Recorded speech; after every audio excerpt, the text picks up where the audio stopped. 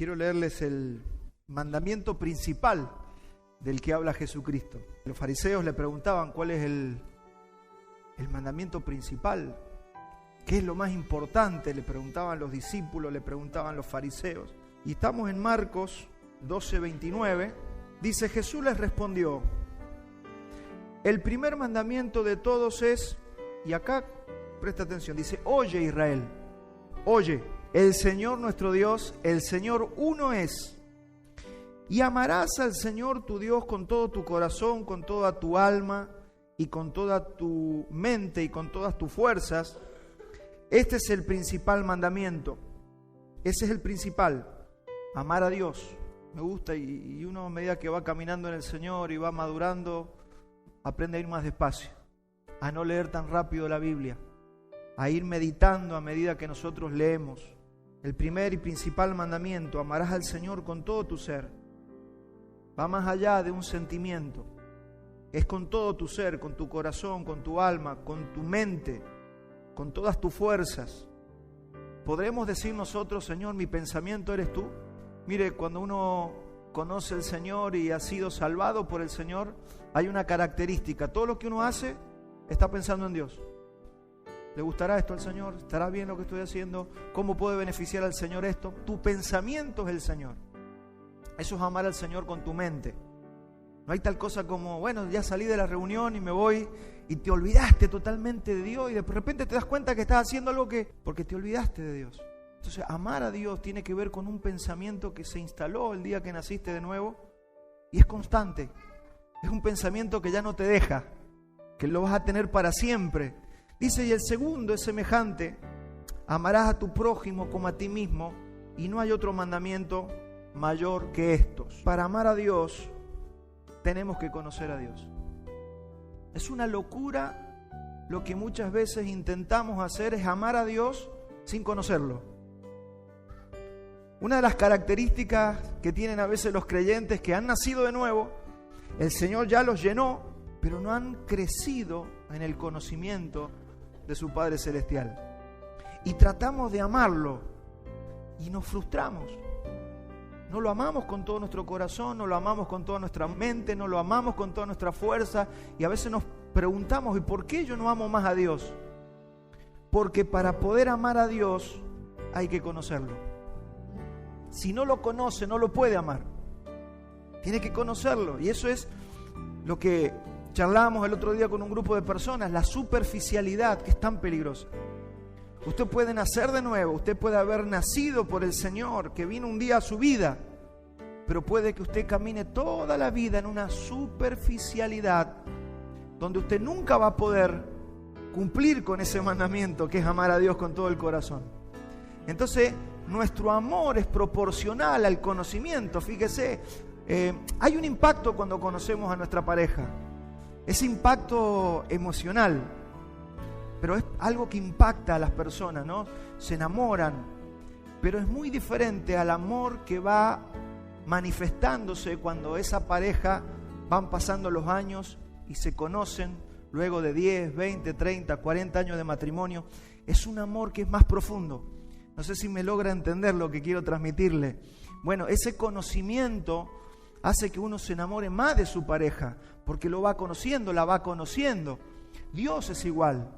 No se puede pretender leer esto que Jesús acaba de decir y no procurar conocerlo para poder verdaderamente amarlo más. El amor siempre va a ser progresivo. Entonces es una locura, y por eso que hay muchos cristianos que a veces están frustrados porque quieren amar a Dios y servir a Dios, pero el problema es que no lo han conocido. Tratar de amar a Dios sin conocerlo es una locura, y es imposible.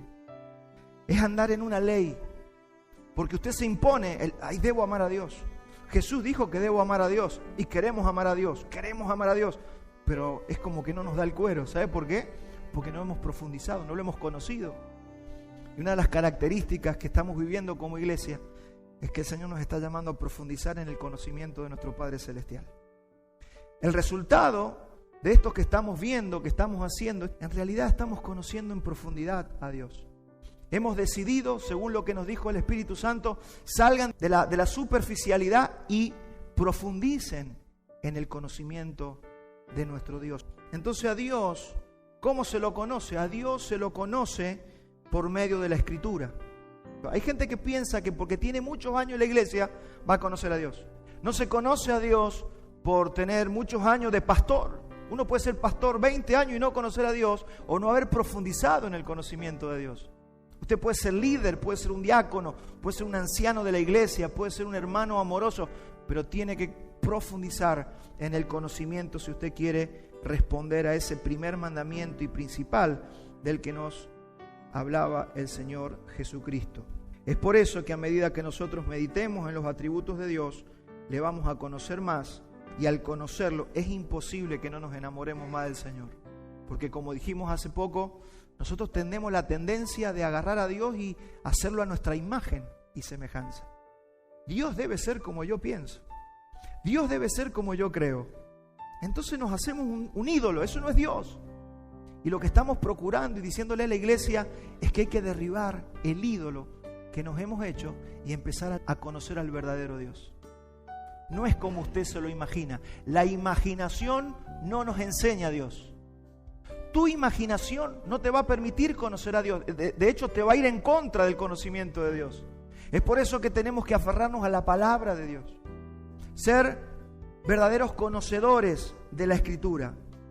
Y vamos a ir descubriendo, por ejemplo, lo que vamos a ver hoy, en el día de hoy, que es uno de los atributos que hace que realmente nos enamoremos más, que es su gracia. Y a veces tenemos conceptos de la gracia bastante distantes de lo que realmente es la gracia. Vamos a empezar definiendo gracia. Eso lo tenemos en la próxima placa. La gracia la podemos definir como el eterno y absoluto favor gratuito de Dios manifestado en conceder bendiciones espirituales y eternas a personas indignas de recibirla. Esto es una definición. Es el eterno y absoluto favor gratuito. La gracia es gratuita, manifestado en conceder bendiciones espirituales, como dice el apóstol Pablo, que nos bendijo con toda bendición espiritual. Él nos concedió toda bendición espiritual y esas bendiciones son eternas. ¿A quiénes? A nosotros, personas indignas de recibirla. Porque una de las características que yo tengo que conocer de mí es que somos indignos. Y ahí vamos a empezar a poner fundamento de lo que es la gracia del Señor. Entonces la mayor característica de la gracia es alguien recibiendo algo que no merece. Eso es la gracia para nosotros, recibir algo que no merecemos. ¿Quién recibe la gracia? La gracia es ejercida solo sobre personas escogidas por Dios. Algunos dicen, bueno, la bendición, el Señor me bendijo con un auto, me bendijo con un trabajo. Eso no son bendiciones. La bendición es una naturaleza, es una esencia espiritual. Por eso dice, nos bendijo con toda bendición espiritual. Es el concentrado que te permite que después todo lo demás se manifieste conforme a la necesidad del propósito por el cual nosotros fuimos llamados. Incluye todo lo demás, pero la naturaleza de la bendición es espiritual. Y dijimos, ¿quién recibe la gracia? La gracia es ejercida solo sobre personas que el Señor escogió. Él escoge a quienes dar su gracia. Nosotros nunca vamos a ver en la Biblia que Dios ejerce su gracia sobre toda la humanidad. A veces no sabemos qué es y pensamos, bueno, Dios de gracia es para todos. No, la gracia no es para todos. La gracia es solo para quien Él quiere hacer, conocer y derramar su gracia. Es para sus escogidos. Dios, mire, Dios tiene misericordia de su creación. Dios es misericordioso. ¿Se acuerda de lo que era misericordia? Una palabra compuesta, cardía, corazones, misericordia, miseria. Es un corazón inclinado hacia la miseria de otro. Podemos decir que la misericordia es la antesala de la gracia. No es gracia todavía, pero es la antesala de la gracia. ¿Por qué? porque si yo le voy a dar algo a alguien, mi corazón se inclina hacia la miseria de esa persona y ahí es donde yo doy mi dádiva, doy mi regalo. Esa es la gracia, el regalo inmerecido, pero la antesala es la misericordia. Para este mundo, el Señor tiene misericordia. Para todos, Dios tiene misericordia. Salmo 145, 9. Dice, bueno es Jehová para con todos, y sus misericordias sobre todas sus obras. Sobre todo lo que Él ha hecho, sobre toda la creación, Él derrama misericordia. Él tiene misericordia. Se inclina su corazón. Lo estudiamos la otra vez, le da oxígenos a todos. No le da oxígeno a media creación, le da oxígeno a todo. Le da lluvia, le da sol, verano, invierno, semilla y cosecha a toda la creación. Esa es su misericordia. Pero gracia, la gracia de lo que vamos a hablar y de lo que ya estamos hablando en esta mañana es solamente para sus escogidos. ¿Usted se sabe escogido? Si usted se sabe escogido, levante su mano, porque la gracia es solamente para los escogidos. ¿Quiénes son sus escogidos? Únicamente su pueblo. Es el pueblo de Dios. Él tiene un pueblo. Siempre estuvo edificando su pueblo. Dios tiene escogidos, la Biblia es muy clara en esto. El Nuevo Testamento, sobre todo el apóstol Pablo, habló muchísimo de esa gracia para con sus escogidos. Vamos a ir a Romanos 8:33 y dice, ¿quién acusará a los escogidos de Dios? Mire, ya tenemos el primer beneficio de ser escogidos, de que a usted nadie lo puede acusar. Aunque ande el acusador, a usted no lo puede acusar nadie. Así que la culpa, ¿vio? ¿Cuántos son culposos? Gente que es atormentada por la culpa. Ahí, hermano, usted tiene algo que resolver y se resuelve con esta palabra. Cuando uno se siente culpable de una manera que ya pasa los límites, porque falló, porque cometió un pecado, porque cometió un error grave. Vaya a saber lo que todos podemos haber hecho alguna vez en la vida. Hay gente que siente culpa. Esas personas tienen que leer esto. Romanos 8:33. Se supone que en las iglesias están los hijos de Dios. Aunque dice la Biblia que a veces se nos puede meter se meten algunos, ¿no? Encubiertamente. Pero se supone que en las iglesias, y el mensaje de la iglesia no es para inconversos, es para los hijos de Dios. Este mensaje es solo para hijos. Así que usted reciba este mensaje como hijo. Romanos 8:33. ¿Quién acusará a los escogidos de Dios? Dios es el que justifica. Y el 11:7 dice, ¿qué pues? Lo que buscaba Israel no lo alcanzó, pero los escogidos sí lo han alcanzado y los demás fueron endurecidos. Eso para que usted y yo vayamos viendo que Dios escoge, Dios elige. Este es un mensaje que enoja al hombre impío, pero este es un mensaje que trae alegría a los hijos. Así que si usted está en esta mañana en este lugar y usted realmente ha recibido el Espíritu Santo, entonces usted es un escogido. Dios lo ha traído a su familia. Mire, y acá tenemos que derribar el primer argumento. Dios no es un Dios progre. ¿Cuántos han escuchado esa palabra? Los progres. Escuchamos los noticieros, los progresistas. ¿Qué significan los progres? Los progres significa que son inclusivos, que es para todos. Hay un evangelio progresista. Dios ama a todos y Dios los va a salvar a todos. ¿Ve? El concepto de la iglesia romana es de que todos van a pasar por el purgatorio, pero al final se van a salvar todos. Ese es un evangelio progre. O sea, con ese criterio, ¿para qué hay un lago de azufre y fuego? No sabemos, pero ese es el criterio que tiene cierta parte de los que se dicen cristianos. Entonces, yo tengo que aprender que Dios no es comunista. Dios no es socialista y Dios no es capitalista. Dios no es inclusivo. Otra palabra que se está usando mucho ahora. Hay que ser inclusivos. Entonces, están las chicas, los chicos y los chiques. ¿Por qué? Porque hay que ser inclusivo. Dios no es así. Dios escoge, ya lo vimos recién. Dios escoge a su pueblo.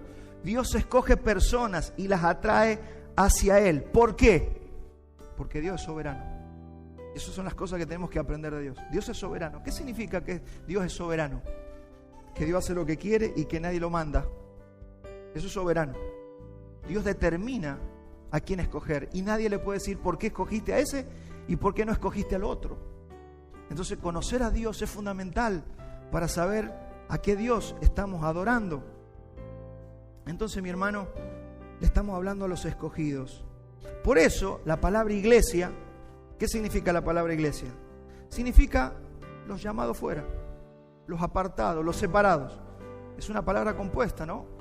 Sacados, clesía, los sacados fuera. Eso significa iglesia.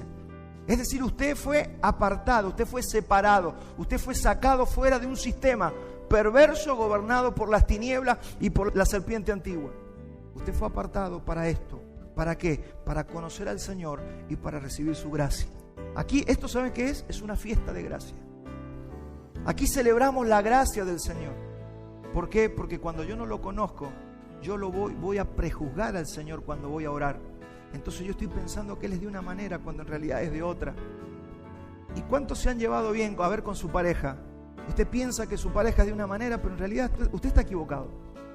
Y su pareja piensa que usted es de una manera, pero lo está viendo con unos ojos equivocados. ¿Qué es lo que pasa allí?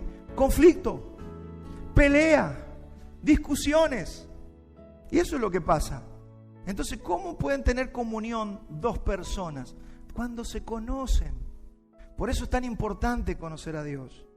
Tenemos que conocer a Dios y hoy vamos a trabajar en conocer ese atributo maravilloso que es la gracia del Señor. Características del Dios de gracia. Mire, Dios le da su gracia a personas que no tienen ningún mérito para recibirla. Eso es característica de cómo es Dios. Si usted quiere llevarse bien con Dios, tiene que saber esto. Dios le da su gracia a personas que no tienen ningún mérito para recibirla. Dios no te va a exigir nada a cambio de su gracia. Dios es un Dios de gracia. Nosotros ejercemos gracia, por ejemplo, cuando ayudamos a alguien que no se lo merece. Imagínese que usted sabe que tampoco Él le puede devolver nunca un favor. Eso es gracia. Y esto lo estamos hablando porque la Biblia dice que debemos dar de gracia. ¿Cómo está tu gracia para con los demás? ¿Cómo está nuestra gracia para con la gente? ¿Cómo está nuestra gracia para con el mundo? ¿Cómo actuamos? ¿Cómo damos? ¿Cómo servimos? ¿Cómo interactuamos con las personas? ¿Somos gente de gracia? Una buena pregunta para hacernos en esta mañana. ¿Somos gente de gracia? Esto también nos tiene que perfeccionar a nosotros. Estamos estudiando cómo es nuestro Dios, pero dice que nosotros debemos ser imitador de nuestro Padre Celestial. Y si Dios es un Dios de gracia, Él nos ha dado también a nosotros, y se nos da como mandamiento: de gracia recibiste, dad de gracia. Pero primero tenemos que saber cómo es Él para poder imitar a nuestro Dios. Entonces, la gracia no solo es dada a quienes no tienen nada positivo en ellos, sino que son completamente indignos y merecedores del infierno o del lago de fuego, mejor dicho, para ser efectivos. Nosotros éramos merecedores del lago de fuego. Nosotros éramos merecedores de la perdición eterna. Y Él, por su misericordia, nos dio su gracia. Opera en nosotros para que dejemos de ser orgullosos. Todo nuestro orgullo va a menguar cuando entendamos por qué estamos aquí. Y que no estamos aquí porque nosotros fuimos habilidosos para leer la Biblia y fuimos habilidosos para buscar a Dios, y yo voy a buscar una iglesia y voy a ir. Eso es lo que pensamos nosotros. Pero nosotros estamos aquí porque Él por su gracia nos atrajo. Dice la Biblia que nadie puede venir al Señor si Él no lo atrae. Y ahí, mire, se estudia por qué le damos gracia. ¿Qué estamos diciendo? Gracia. Lo que estamos reconociendo es eso. No merecemos nada de lo que nosotros recibimos. Eso es gracias. Gracias cuando alguien te da algo. Gracias. Porque usted no merece nada. Porque usted y yo tendríamos que estar ya en el lago de azufre y fuego. Pero Él, por su gracia, nos llamó. Por su misericordia nos dio su gracia y nos salvó. Y aquí estamos, conociendo a Dios. ¿Sabe para qué? Para amar a Dios con todo nuestro ser, con toda nuestra fuerza, con toda nuestra mente. Entonces la gracia tiene características que tenemos que ir trabajando, y la vamos a trabajar en esta mañana. La gracia es inmerecida y tampoco es buscada por quien la recibe. Y antes de recibir su gracia, nosotros no podíamos pedir su gracia porque no la conocíamos. Porque la gracia se revela cuando se predica y se entiende el evangelio de la gracia. Así que no hay ser humano en esta tierra, aunque usen la palabra, no la entienden, pero no hay ser humano en esta tierra que pueda decir: yo ando buscando la gracia de Dios. No se puede buscar la gracia, no la conocemos hasta que Él nos la da y la podemos y podemos tener una revelación de la gracia de Dios. Entonces, no es dada porque Dios se sienta atraído en nada por nosotros. Dios no se siente atraído por vos, por mí, o vio algo bueno en nosotros para darnos su gracia. No vio nada bueno en nosotros. De hecho, la Biblia dice todo lo contrario. Acompáñenme a 1 Corintios 1:26. Y Pablo le dice a los corintios: pues mirad, hermanos, vuestra vocación, que no sois muchos sabios según la carne. Yo sé que acá no hay ningún premio Nobel. No hay, seguro no. ¿Alguno es Pulitzer acá? No. Yo creo que es muy raro encontrar entre los cristianos un premio Nobel, un Pulitzer.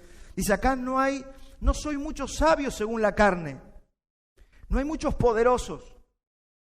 Fíjese que en las iglesias usted no va a encontrar los poderosos. Los poderosos comúnmente están tirando cohetes a ver si llegan a la luna, andan viendo si pueden descender hasta el Titanic, a ver si pueden desafiar a Dios con la tecnología y la ciencia. Esos son los poderosos de la tierra. Son los que están sentados en los tronos de las naciones de la tierra. Esos son los poderosos. Aquí no hay ningún poderoso. Pablo se lo dice a los corintios: entre ustedes no hay ningún poderoso, no hay muchos nobles. ¿Qué significa ser nobles? Ser ilustres, distinguidos, grandes. No, entre nosotros no hay de ese estilo de gente. Y usted ya se va a dar cuenta por qué. Por lo que dice a continuación. Sino que lo necio del mundo escogió Dios. Lo necio del mundo escogió Dios. ¿Para qué? Para avergonzar a los sabios. Eso es lo que Dios escoge. Lo necio del mundo. Aquí estamos sabiendo que éramos lo necio y que por eso Dios nos escogió. Él escogió lo débil. ¿Sabe por qué un día llegamos al Señor? Porque nuestra debilidad era tanta que no pudimos seguir viviendo. Hay gente que todavía se siente fuerte en este mundo. Por eso está tan fuerte que no busca a Dios. Pero nosotros tocamos fondo. ¿Sabe por qué? Porque éramos lo débil de este mundo. Acuérdense que el Evangelio viene para humillar la carne y para exaltar a Dios. Y que el Evangelio verdadero nos va a humillar. Y es bueno que nos humille. Necesitamos ser humillados, hermanos. Dice: y lo vil del mundo y lo menospreciado escogió Dios. Si usted fuera de esas personas que todo el mundo aplaude en este mundo, usted no hubiera llegado a Dios. Porque es muy difícil que una persona que es aplaudida por todo el mundo, no digo que sea imposible, pero es muy difícil una persona que está acostumbrada a la gloria de los hombres pueda despojarse de su gloria y venir a Dios. Es muy difícil. No digo que no lo hay, porque hay gente que ha sido famosa y ha entregado su vida al Señor. También conozco mucha gente muy famosa que se entregó al Señor, pero todavía está peleando para no dejar la gloria que recibía de los hombres, porque les cuesta mucho. Por eso Jesús dijo: qué difícil que es que un rico entre en el reino de los cielos, porque están acostumbrados a su vida de gloria, de respeto de esta sociedad, de rico, de millonario. Entonces les cuesta mucho dejar eso. A lo que dijo mi esposa recién: niéguese a sí mismo, déjelo todo y siga al Señor. Esa es la gran complicación que tienen algunas personas. ¿Y para qué dice que hizo todo esto el Señor? A fin de que nadie se jacte en su presencia. Para que usted no diga: Señor, gracias, me llamaste porque yo tenía una habilidad para hablar, que vos me escogiste a mí. Vos me escogiste a mí porque yo tengo una habilidad de servir a la gente. Yo tenía algo tremendo, por eso Dios me llamó. No, usted sálgase de ese discurso, porque no es así. Para que nadie se jacte en su presencia. Dice: mas por Él estáis vosotros en Cristo Jesús, el cual nos ha sido hecho por Dios sabiduría, justificación, santificación y redención, para que, como está escrito, el que se gloría, gloríese en el Señor. Acá lo que nos está diciendo es que si usted la merece, si usted exige la gracia, deja de ser gracia. Entonces no es gracia y pasa a ser un pago. Dios no nos pagó, Dios no nos debía nada. La gracia, es favor inmerecido. Romanos 11:5 dice: así también, aún en este tiempo, ha quedado un remanente escogido por gracia. Y si es por gracia, ya no es por obra. No es por obra, no es por lo que usted pueda hacer o haya hecho. De otra manera, la gracia ya no es gracia. Y si por obras ya no es gracia, de otra manera la obra ya no es obra. Así que, hermanos, gracia es todo lo opuesto al merecimiento. La obra y la gracia es como el aceite y el agua, no se pueden unir. La pregunta es: ¿qué recibimos por gracia? Por ejemplo, lo más grande que hemos recibido es nuestra salvación. La salvación fue recibida por gracia. Vamos a ir a Efesios 2:8. Dice, porque por gracia sois salvos por medio de la fe. Y esto no es de vosotros, pues es don de Dios. Esa palabra don es el regalo de Dios. Usted y yo fuimos salvos por un regalo inmerecido. Dice, no por obras, para que nadie se gloríe. Por eso es que entender la gracia nos va a hacer humildes. Todos nuestros orgullos van a bajar cuando entendamos gracia. Mire, hasta muchas veces nos hemos creído por sobre los que Dios no escogió. Dios me escogió a mí y no los escogió a los otros. Y algunos nos creemos algo por eso. Cuando el Señor dice, fuiste escogido, no te lo merecía. Es más, hay gente mejor que vos allá afuera, pero yo te escogí a vos, dice el Señor. Había gente más ordenada, había gente más respetuosa, había gente más estudiada, pero Dios nos escogió a nosotros. Eso es gracia y eso nos permite conocer al Dios que estamos conociendo. Mire, esto era un pensamiento que muchas veces tuve los primeros años de creyente. Sí, pero yo tuve que tener fe. Cuando se predicó mal el evangelio es que, sí, Dios te lo da todo, pero usted tiene que tener fe. ¿Cuántos escuchamos ese evangelio? Dios te lo da, pero usted tiene fe. Y si usted no lo recibe, es porque usted no tiene fe. Y empezamos con un falso evangelio. Y en esta mañana se va a derribar un argumento mentiroso que ha estado en la cabeza de las personas. Yo tengo una gran noticia para darte. Él no solamente te salva, también te regala su fe. Él no solamente te salva, también te dio la fe. Es decir, no solamente te hizo nacer de nuevo, también te regaló la fe para que usted por la fe sea salvo, camine en la salvación que Dios le ha dado y usted llegue a gloria. Así que la fe no es una obra tuya. Esto es uno de los mayores argumentos que se tienen que caer en este momento. La fe no es tu obra. Dice la Biblia que Él es el autor y el consumador de la fe. Usted no puede generar fe adentro suyo. Deje de hacer fuerza para tener fe. Vuelva a lo que yo dije al principio. ¿Usted quiere tener fe? Vaya a meditar la palabra de Dios. Conozca al Dios de la gloria y usted va a tener fe. Porque la fe es por el oír la palabra de Dios. Él te lo dio todo. Por eso este mensaje nos humilla a nosotros. Porque ni siquiera usted tiene que generar fe. Usted lo único que tiene que ser es obediente en conocer a Dios. Y por eso vemos una iglesia debilucha en el mundo. Porque es una iglesia que caminamos en una superficialidad. Y cuando caminamos por la superficie, somos cristianos emocionales. Algo nos tiene que emocionar. Y el pastor tiene que traer un mensajazo para que nos emocionemos. Porque si no, y depende si el pastor estaba iluminado, yo salgo bien. Hermano, ese es el evangelio perverso que se predica. Por eso estamos en contra de un evangelio motivacional. Si usted está a los tumbos y tropezando todos los días porque usted no ha profundizado en el conocimiento de su Padre Celestial. ¿Qué es la vida eterna? Que te conozcan a ti, al único Dios verdadero y a Jesucristo, a quien has enviado. Él te hace nacer de nuevo, Él te regala la fe, Él te justifica por esa fe. Por esa fe es que vivimos. Por eso dice el apóstol Pablo en Romanos, porque el justo por la fe vivirá. Vivimos por la fe. ¿Qué es, pastor, la fe? Es el misterio escondido desde los siglos. Esto que estamos hablando en esta mañana, acá hay un misterio. Que nosotros conocemos el vocabulario, pero muchos de nosotros no conocemos el misterio de la fe. Usted cuando descubre el misterio de la fe, usted se va a transformar en un impulsor de otro. Usted no va a estar buscando que lo impulsen a usted. Nos hemos transformado en una generación de cristal que todo nos ofende. Vio que se lo decían a Jesús, pero Señor, es muy dura tu palabra. ¿Qué es eso? Una generación de cristal. Y esta es la palabra, le dice Jesús. Ustedes se quieren ir, váyanse, pero esta es la palabra. Jesús tenía esa discusión con sus discípulos. Y Pedro, ahí apareció el gran Pedro. Señor, ¿a dónde iremos? Solo tú tienes palabra de vida eterna. Maravilloso. Efesios 2:10. Dice, porque somos hechura suya, creados en Cristo Jesús para buenas obras, las cuales Dios preparó de antemano para que anduviésemos en ellas. Hermano, primero, que esto viene desde la eternidad. Como vimos el domingo pasado, su decreto no fue hecho el mes pasado, no fue hecho hace un mes, antes que usted pecara, porque nosotros pensamos que Dios, porque nosotros pecamos, ya nos cambió. No, Dios no cambia. Él ha determinado y ha preordenado todas las cosas. Y dijimos que Él sabía de antemano, por su presciencia, si nosotros íbamos a pecar. Así como Adán no lo sorprendió a Dios. Él ya sabía cómo iba a solucionar el tema de Adán. Él había preparado ya por el pacto de redención eterno que la segunda persona de la deidad vendría a la tierra y se haría hombre. De esa misma manera, nuestro pecado a Dios no lo sorprende.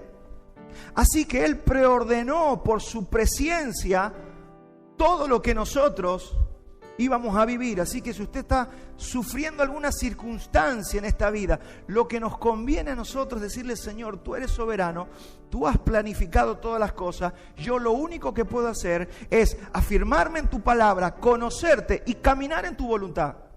Nada más. Y para eso usted tiene que conocer la palabra. Para eso es que tenemos que conocerlo a Él. Mire lo que dice Ezequiel 36:27. Esto es maravilloso, hermano, este pasaje. Dice: y pondré dentro de vosotros mi espíritu, y yo voy a hacer que ustedes anden en mis estatutos y guarden mis preceptos y los pongan por obra. Él lo va a hacer.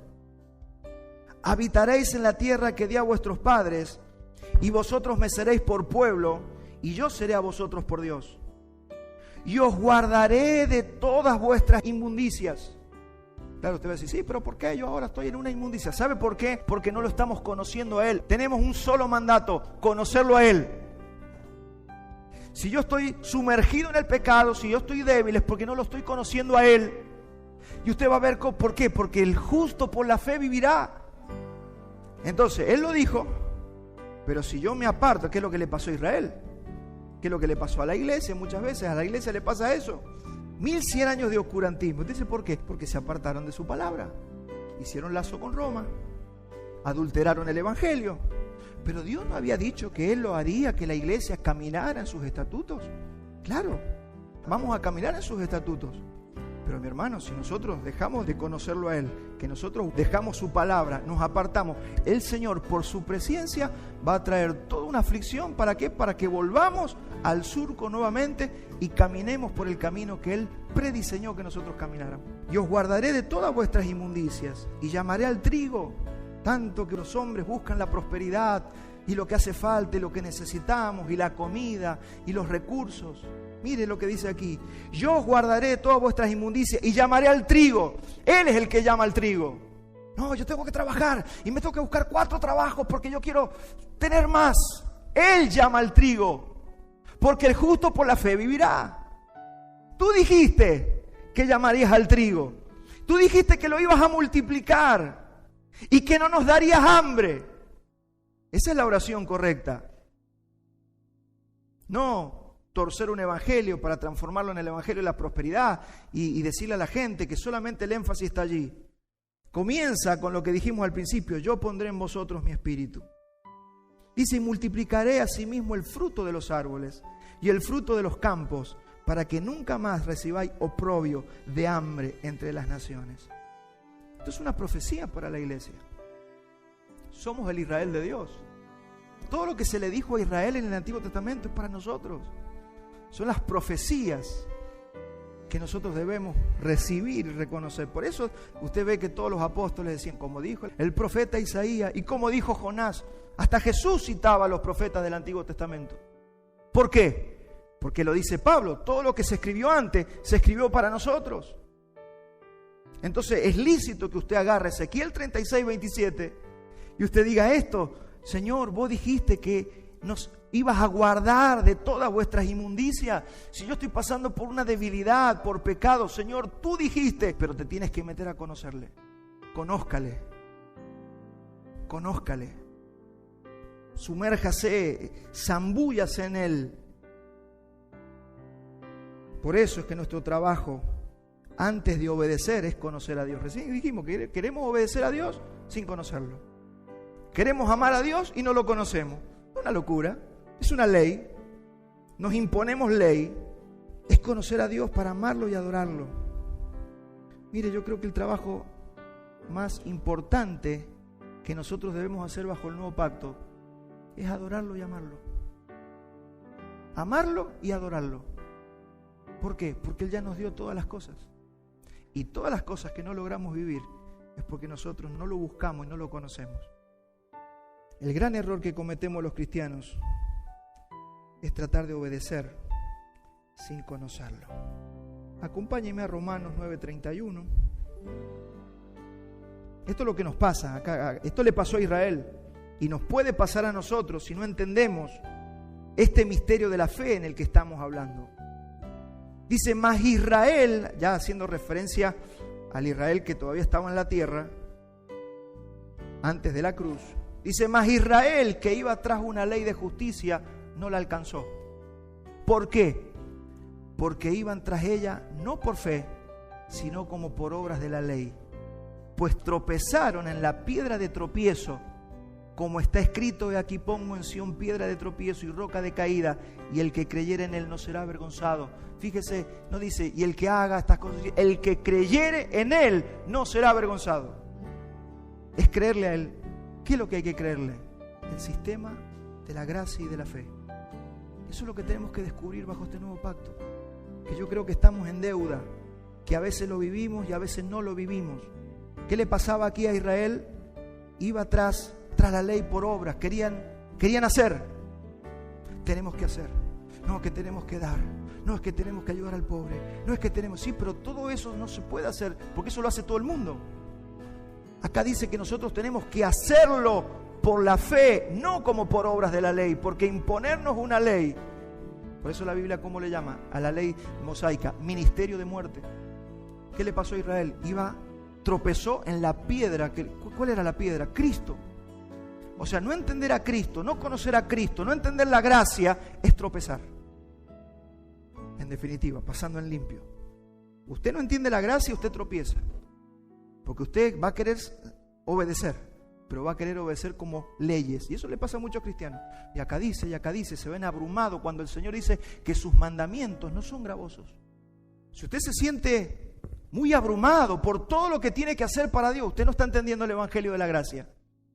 ¿Cuántos saben que estamos ya en el reposo? Dice el libro de Romanos que nosotros, los que hemos creído, entramos ya en su reposo. ¿Sabe cuál es el problema de la gente? Que no entra en su reposo porque no cree. Lee Biblia, quiere obedecer, pero no entendió el misterio de la fe y no ha entendido la gracia. Por eso nos estamos tomando esta mañana para entender la gracia. El secreto del nuevo pacto es aprender a vivir en el favor absoluto de Dios. Ese es el secreto del nuevo pacto. Para eso usted tiene que dejar de intentarlo y tiene que dedicarse a conocer al Señor. ¿Se acuerda ese mensaje que predicamos una vez? Ni siquiera lo intentes. Misión imposible se llamaba el título. Ni siquiera lo intentes. Todo eso se entiende cuando entendemos la gracia. Si usted lo quiere intentar, usted no lo va a poder hacer. Usted tiene que aprender que la gracia es la que tiene que operar poderosamente en usted. Claro, esto no lo entendemos, nos cuesta mucho entenderlo porque estamos acostumbrados a ¿qué hay que hacer? ¿Qué tengo que hacer, Señor? ¿Qué querés que haga? Solo cree. Solo entendemos el sistema nuevo del nuevo pacto, tenés que entenderlo. Que es lo mismo decir, tenés que entender el misterio de la fe. Tenés que entender la gracia. Si entiendes la gracia, funciona. Si no entiendes la gracia, no funciona. Si entiendes la gracia, Él llama al trigo. Si entiendes la gracia, Él te limpia de tus impurezas. Ninguno de nosotros podemos dejar de pecar por nuestras fuerzas. Por más que quieras. Sobre todo nos pasa todos los primeros años. Queremos dejar de pecar, amamos al Señor, pero somos superficiales. Todavía tenemos las mariposas en la panza y no queremos pecar. Y fracasamos hasta que entendemos la gracia. Y cuando entiendes la gracia, Él empieza a fluir en ti, como dice la Escritura. Y fue hecho por nosotros santificación, redención, justificación. Fue hecho todo. Pero yo tengo que aprender cómo hacer que Él sea en mí. Ese es el secreto del nuevo pacto, mi hermano. Es por eso que usted tiene que dejar de intentarlo y tiene que dedicarse a conocer al Padre Celestial. Juan 17:3 dice eso, ¿no? Y esta es la vida eterna, que te conozcan a ti, el único Dios verdadero, y a Jesucristo, a quien has enviado. ¿Qué hay que conocer? Hay que conocer su santidad. Hemos hablado en estos días de su santidad. Ya seguramente alguien nos va a hablar de la benevolencia de Dios. Son todos los atributos, las perfecciones de Dios. Sus atributos como la benevolencia, conocer sobre la soberanía de Dios, conocer, hoy estamos hablando sobre su gracia. El domingo pasado conocimos sobre su decreto eterno. Todo eso es lo que nos permite conocer a Dios y enamorarnos del Señor. Quiero hablarte de 3 verdades acerca de la gracia. Primero, la gracia es eterna. Segunda de Timoteo 1:9. Dice: quien nos salvó y nos llamó con llamamiento santo, no conforme a nuestras obras, sino según el propósito suyo y la gracia que nos fue dada en Cristo Jesús. ¿Cuándo? Léalo usted, por favor. Antes de los tiempos de los siglos. ¿Cuándo nos fue dada la gracia? Antes de los tiempos de los siglos. El Señor ya te había determinado para vivir en gracia.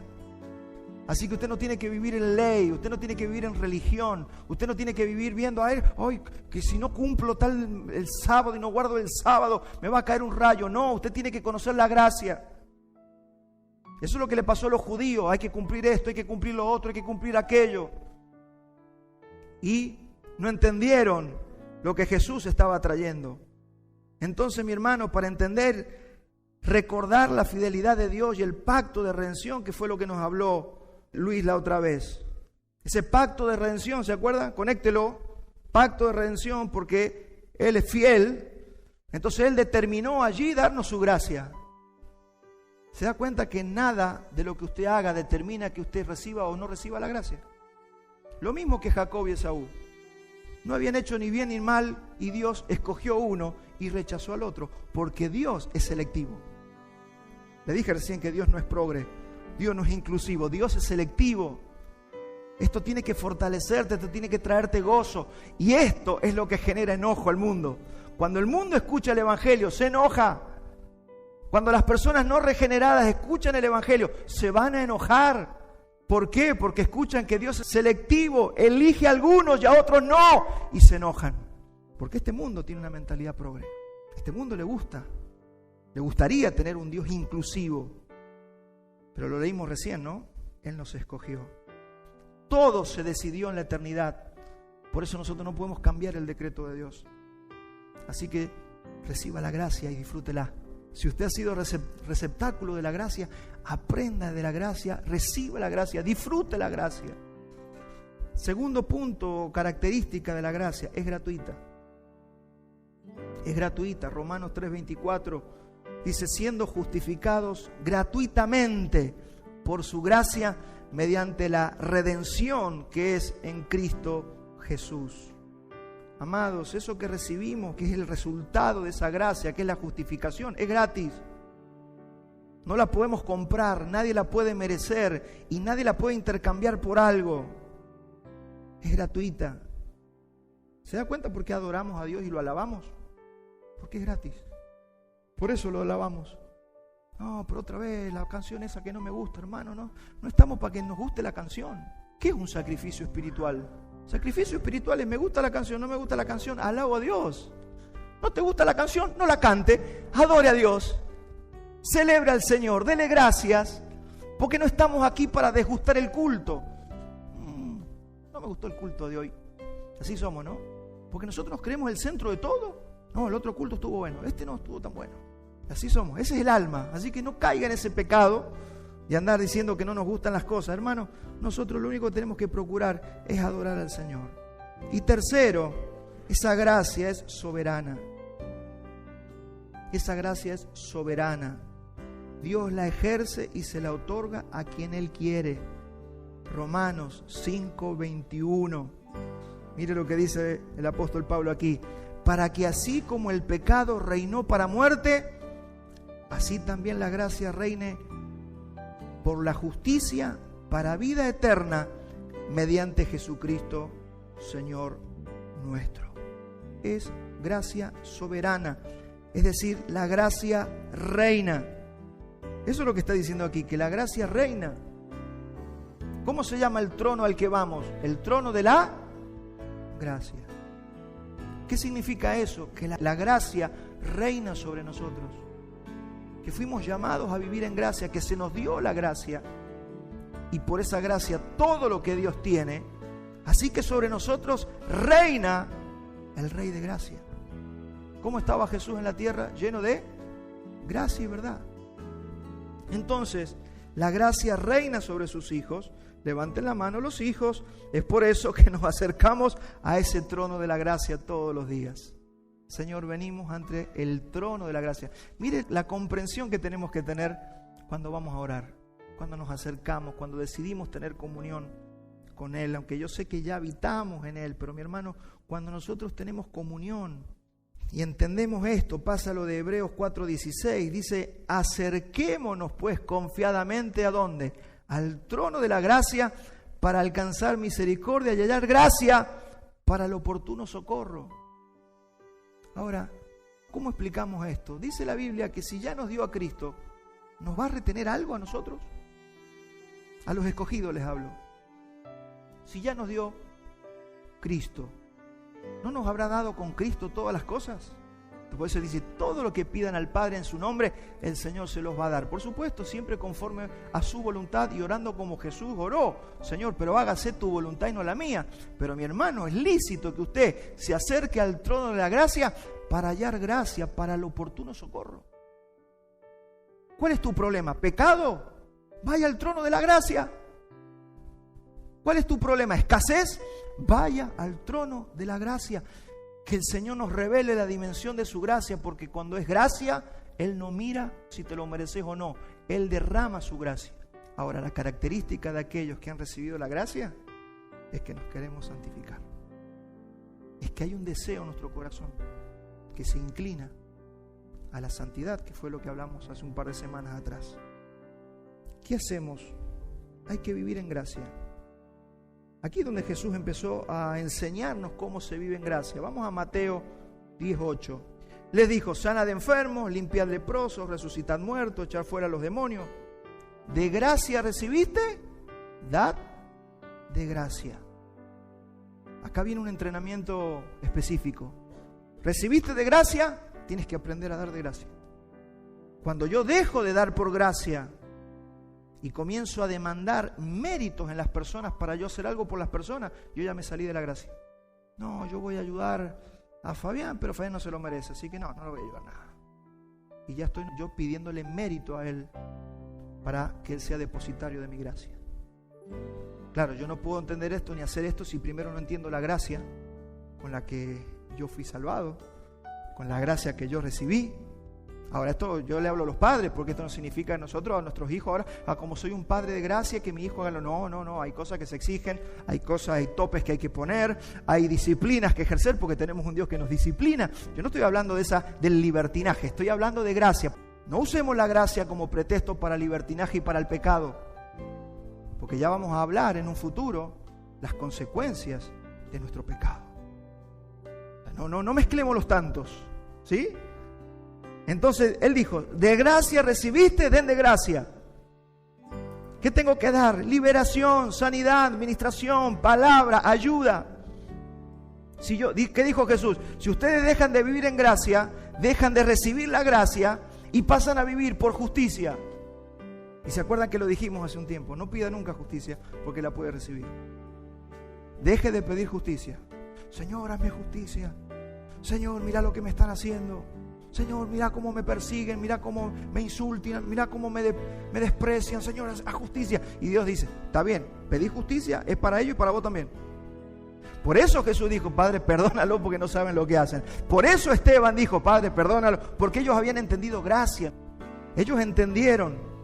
Entonces aquí es cuando Jesús dice, con la medida que nosotros medimos, vamos a ser medidos. Amados, cuando yo no perdono a mi ofensor, cuando no perdonamos al que nos ofende, cuando le exigimos a otro una perfección que yo no tengo, pero cuando me comporto como el deudor malvado. Vamos a leerlo, Mateo 18:23. Así es el reino que estamos viviendo. Dice, por lo cual, el reino de los cielos es semejante a un rey que quiso hacer cuenta con sus siervos. Y comenzando a hacer cuentas, le fue presentado uno que debía 10,000 talentos. A este, como no pudo pagar, ordenó a su señor venderle, y a su mujer e hijos, y todo lo que tenía, para que le pagase la deuda. Entonces aquel siervo postrado le suplicaba diciendo: Señor, ten paciencia conmigo, yo te lo pagaré todo. El señor de aquel siervo, movido a misericordia, le soltó y le perdonó la deuda. Pero saliendo aquel siervo, halló a uno de sus consiervos que le debía 100 denarios, y asido de él le ahogaba diciendo: págame lo que me debes, págame lo que me debes. Entonces su consiervo, postrándose a sus pies, le rogaba diciendo: ten paciencia de mí, yo te lo pagaré todo. Mas él no quiso, sino que fue y lo echó en la cárcel hasta que pagase la deuda. Viendo sus consiervos lo que pasaba, se entristecieron mucho y fueron y refirieron a su señor todo lo que había pasado. Entonces, llamándole su señor, le dijo: siervo malvado, toda aquella deuda te perdoné porque me rogaste. ¿No debías tú también tener misericordia de tu consiervo como yo tuve misericordia de ti? Entonces su señor, enojado, le entregó a los verdugos hasta que pagase todo lo que debía. Así también mi Padre Celestial hará con vosotros si no perdonáis de todo corazón cada uno a sus hermanos sus ofensas. No me mezcle esto con los hijos, que hay que demandarles, que hay que corregirlos y que hay que disciplinarlos. Está hablando de nuestros hermanos. Si nosotros sabemos vivir en gracia para con las personas, a eso se está refiriendo el pasaje. Y acá entramos en un tema escabroso, porque el Señor dijo que si nosotros no vivimos en gracia con las personas, no perdonamos al ofensor, Él tampoco nos perdonará a nosotros. Y acá no está hablando de salvación, porque ya si somos hijos de Dios fuimos salvados y perdonados. Acá está hablando de caer de la gracia. Acá está hablando que si nosotros no sabemos perdonar al ofensor, no sabemos vivir como Jesús nos pide que vivamos. Es muy clara la Biblia cuando dice que si yo no perdono, dejo de alcanzar la gracia. Es tu hijo, es tu hija, tu marido, tu mujer, tu abuelo, tu pastor, tu hermano de la iglesia. ¿Cómo dispensamos gracia? ¿Cómo estamos dispensando gracia? Revísese por unos segundos. Usted recibió de gracia. ¿Cómo somos para con los demás? ¿No se nos estarán cerrando los cielos por causa de que nosotros no perdonamos a nuestros ofensores? Hay gente que retiene por años enojos, broncas, ofensas. Y como nosotros ofendíamos al Señor antes de conocer al Señor, ¿se acuerdan? Y todavía lo ofendemos. Y recibimos la gracia y fuimos perdonados. Y el Señor no miró si teníamos un mérito. Sin embargo, derramó su gracia, nos escogió para gracia. Y el Señor dice: ustedes hagan lo mismo. Elijan gente y derramen gracia sobre esas personas. Derramen de su gracia. ¿Habrá alguien que tengas que perdonar? ¿Habrá alguien que tengas que dejar de demandarle? ¿Sí? ¿Cuántos nos hemos dado cuenta, porque esto hemos aprendido en nuestro caminar en la vida, de que uno quiere que la gente cambie? Que un familiar cambie, que un suegro, una suegra, un hijo, alguien cambie, que cambie, que cambie. Y hermano, no se trata de que usted lo va a hacer cambiar. ¿Usted se piensa que podemos cambiar algo nosotros? Mire, dice la Biblia: sáquese un pelo, hágalo blanco, o si está blanco, hágalo negro, hágalo cambiar. ¿Se puede? No se puede. ¿Vas a poder cambiar a una persona? No se puede. No se puede cambiar a nadie. ¿Sabe lo que nos está demandando el Señor? Gracia para con los demás. ¿Por qué hay personas que nos hacen la vida insoportable? Porque es el Señor el que nos está llevando a que aprendamos a vivir en gracia. ¿Quién es el que endurece los corazones, el que ablanda los corazones? Es Dios. ¿Quién endurecía a Faraón y lo ablandaba? Lo endurecía y lo ablandaba. ¿Quién hace eso? Dios. Sí, pero es que yo a mi familiar no lo aguanto más. ¿Qué te estará queriendo enseñar el Señor? Mire, y todos los que hemos tenido situaciones como esa, qué bendición cuando entendimos que el problema no era el otro, el problema era que yo no sabía vivir en gracia y soportar, y así como Dios me perdonó a mí, yo pudiera perdonar al otro. Esa es una gran lección que tenemos que aprender. ¿Te va a pasar en la iglesia?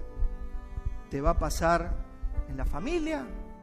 ¿Te va a pasar en el trabajo? Es Dios trabajando, porque ¿cuál es el objetivo de Dios? Que usted y yo seamos parecidos a Jesucristo, seamos como Jesucristo, adquiramos la imagen del varón perfecto. Sí, pero usted no sabe lo que es el patrón, y usted no sabe lo que es mi familiar.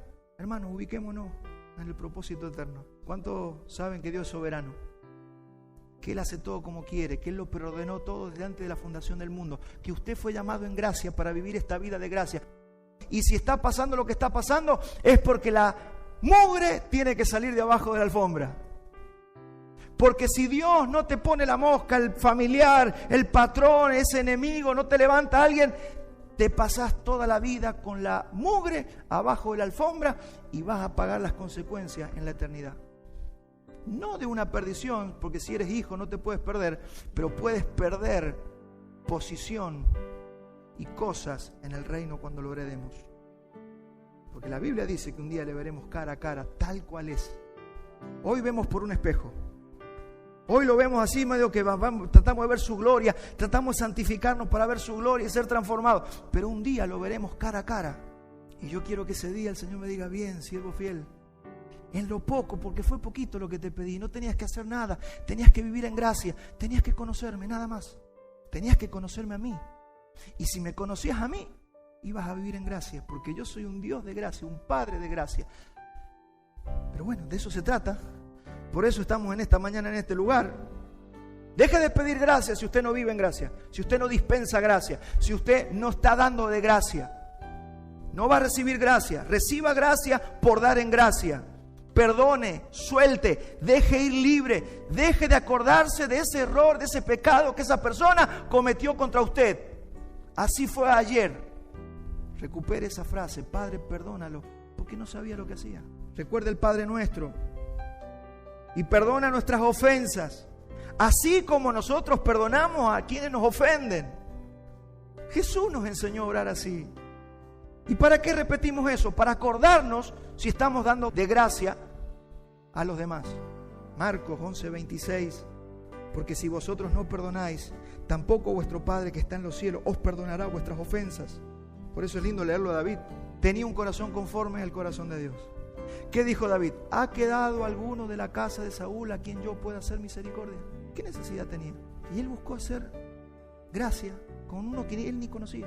Pero volvamos a Dios, porque vamos y venimos, nos aplicamos un poquito la gracia para aprender a caminar en gracia, pero estamos conociendo a un Dios de gracia. La gracia de Dios es soberana. Como dijimos recién, la gracia de Dios es selectiva. Y esto es lo que nos enoja y enoja al ser humano natural. El ser humano natural, el que no ha sido regenerado, se enoja cuando decimos que la gracia de Dios es selectiva. Romanos 9:15. Pues a Moisés le dice, tendré misericordia del que yo tenga misericordia y me compadeceré de quien yo me compadezca. Amados, misericordia, como les dije más temprano, es la antesala de la gracia. Entonces, ¿qué es humillante para nosotros? Es humillante para un cristiano que no se ha entregado, que no ha renovado su mente, saber que Dios haya decidido su propósito desde antes de la fundación del mundo y no le haya preguntado nada a Él. Eso es lo que nos enoja. ¿Cómo que Dios no me preguntó a mí? Nos enojamos hasta que uno empieza a renovar la mente. ¿Y cuántos han pulseado con el Señor? Señor, yo quiero a esta persona, y Dios dice, no es para vos. O queremos este trabajo, esta carrera, y no es esa carrera para usted. Nuestra mente no regenerada se basa en justicia propia. Por eso nos cuesta entender que la gracia no pueda ser obtenida o ganada por un esfuerzo nuestro. Nosotros creemos que tenemos esa mentalidad, que queremos ganar todo porque hicimos algo. Me lo merezco. Yo oré mucho, así que Señor, mire, más allá de oré mucho, oré poco, usted ore porque oramos para tener comunión con el Señor y para adorarlo. Pero Dios no vende sus cosas porque usted ore mucho. Todo viene por gracia. Yo lo que tengo que conocer es su gracia, nada más. Mire, más gracia que la que Dios tuvo con Saulo de Tarso. ¿Cuántos de nosotros hubiéramos escogido a Saulo? No, el Señor escogió para ser uno de sus mejores apóstoles al más sanguinario de los que tenía ahí. A Saulo de Tarso, una persona que odiaba a los cristianos, que los perseguía. A ese escogió. Dígame si eso no es gracia. Eligió un matacristianos y nos eligió a nosotros, así que imagínense. Como apóstol lo puso, lo eligió y lo puso como apóstol de la gracia. Aquel que había estudiado con Gamaliel, sabía de ley. Tremendo. Ahora Romanos 9:20, este hombre que fue escogido por el Señor nos dice, mas antes, oh hombre, ¿quién eres tú para que alterques con Dios? Dirá el vaso de barro al que lo formó: ¿por qué me has hecho así? ¿O no tiene potestad el alfarero sobre el barro para hacer de la misma masa un vaso para honra y otro para deshonra? Mire, nosotros acá tenemos que celebrar que Dios nos escogió para ser vasos de honra, y que es por eso que nosotros nos tenemos que santificar. Dice: santifícate, deja el pecado y te usaré como un vaso de honra. Él quiere llenarnos de su espíritu. Él quiere usarnos. Él quiere que sirvamos a sus propósitos. Así que deje de pelear con el Señor, deje de discutir, renovemos la palabra. ¿Cómo la renovamos? Con esto que estamos haciendo. Esto no debiera ser un peso, no debiera ser aburrido, esto debiera ser un deleite. Estamos conociendo a nuestro Padre, estamos entendiendo su gracia. Esto va a traer descanso a tu vida. Se van a terminar los conflictos con Dios. Si alguien se enoja con Dios porque no lo conoce, mi exhortación, si acá hay alguien que se ha enojado con Dios, conoce a Dios, conoce a Dios. La gracia es uno de los atributos del carácter de Dios. Y como Él es eterno, siempre estuvo en Él. Y como ya hemos visto, podemos verla presente en toda la Biblia. Se nos habló también de esto, cómo la gracia está presente en todas las cartas, desde el Génesis, todos los libros. Dios perdonando y no extinguiendo a la raza humana. Ahí empezó a aparecer la gracia, como ya hemos aprendido. Porque no es que la gracia apareció en la cruz, no, la gracia ya se veía viendo una vislumbre de la gracia. Cuando Dios cubre a Adán y Eva con las pieles, luego del pecado. Dios salvando a Noé. ¿Por qué salvó? Mire, Génesis 6:8. Dice: pero Noé halló ¿qué? Gracia entre los ojos de Jehová. Dios llamó a Abraham por gracia. Eran todos, Abraham también era un idólatra. Todos adoraban ídolos y escogió de todos esos a Abraham para formar un pueblo. Dios eligió a Jacob, de ese Jacob vinieron sus 12 hijos, y escogió a Judá para que de ahí viniera el Mesías. Dígame si eso no es gracia. Escogió a David, pero ahora, diga conmigo, ahora la gracia y la verdad han sido plenamente reveladas en y a través del Señor Jesucristo. La cruz es el cumplimiento pleno y la manifestación total de esa gracia. La fuimos viendo así como medio como borrosa, pero se manifiesta definitivamente en la cruz esa gracia. Por eso nosotros estamos en este tiempo viviendo la gracia en toda su potencia. Estamos viviendo lo mejor, lo que dice que anhelan ver los ángeles, lo que quisieron ver los profetas del Antiguo Testamento. ¿Y sabe cuál es nuestro pecado bajo este nuevo pacto? Que no entendemos la gracia. Yo he escuchado cristianos: yo quisiera vivir como Abraham en los días de Noé, en los días de Moisés. ¿Sabe lo que era vivir ahí sin la gracia manifestada al máximo? Sí, la roca que nos seguía era Cristo, pero era una roca, imagínense. No estaba Cristo revelado. Dios no se había dado a conocer como se ha dado a conocer en estos días. Hoy se ha dado a conocer la gracia a través del Señor Jesucristo. Por eso Él dijo en la cruz: consumado es, terminé la obra. Ahora mi gracia es derramada sobre mis escogidos. ¿Y saben qué les digo? Dice el Señor: aprendan a vivir en esa gracia. Descubran la gracia y vivan la gracia, porque ese es el sistema de vida bajo el cual estamos ahora. ¿Cómo sé que no sabemos vivir en gracia? Porque andamos demandándole a todo el mundo y queremos que caiga un rayo sobre el otro y estamos enojados con aquel y siempre estamos viendo los errores de los otros, pero no nos hemos fijado en que no estamos conociendo la gracia de Dios. ¿Cómo se llama esta iglesia? Hagámosle honor al nombre. Que todos los que nos conozcan sepan que somos gente de gracia y de verdad. Ese es nuestro mandato. Juan 1:17, pues la ley por medio de Moisés fue dada, pero la gracia y la verdad vinieron por medio de Jesucristo. Diga conmigo: ya vino. Ya vino. Ahora tenemos la gracia en su versión full. Full. Tenemos todo, levantavidrio, todos los airbags, todo lo que usted quiere está ahora. Ya dice el Señor: ¿ya qué más querés? Sí, pero todavía me falta. Cuando decimos todavía me falta es porque no entendimos. Con Cristo nos dio todas las cosas. ¿Qué dice el Señor? Ojo, no vaya a ser cosa que se pierda o que se extravíe el hermano por el que Cristo murió. Y sabe que nos pasa mucho, nos podemos extraviar de nuestro caminar. Nos perdemos. No me voy al infierno, pero me pierdo. Debiendo estar en comunión con el Señor, en comunión con el cuerpo, amando a los hermanos, viviendo en gracia, ando enojado con todo el mundo. Hermano, ¿qué es lo que no entendimos? Yo sé lo que no entendimos. No dedicamos tiempo a conocer al Padre. Tenemos una religión. Voy a la iglesia, traigo mi Biblia, predico el pastor, estoy el martes o el jueves en la célula y sigo como en automático, pero nunca me detengo a meditar en el Padre que me derramó su gracia a través de Jesucristo.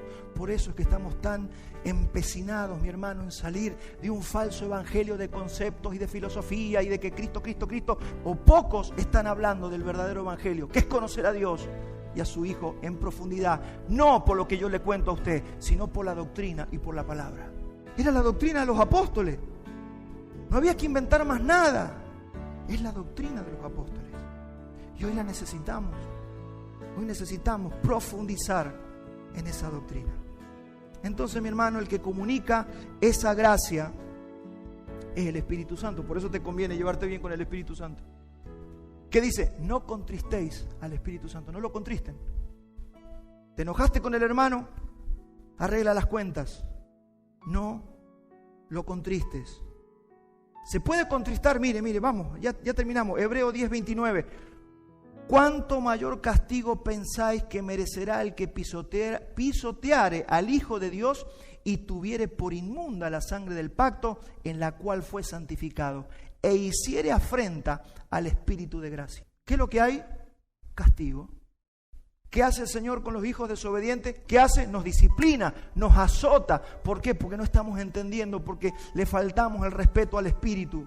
La deidad nos otorgó la gracia antes de la creación de todo. Por Cristo es revelada y por su Espíritu es ejecutada en nosotros.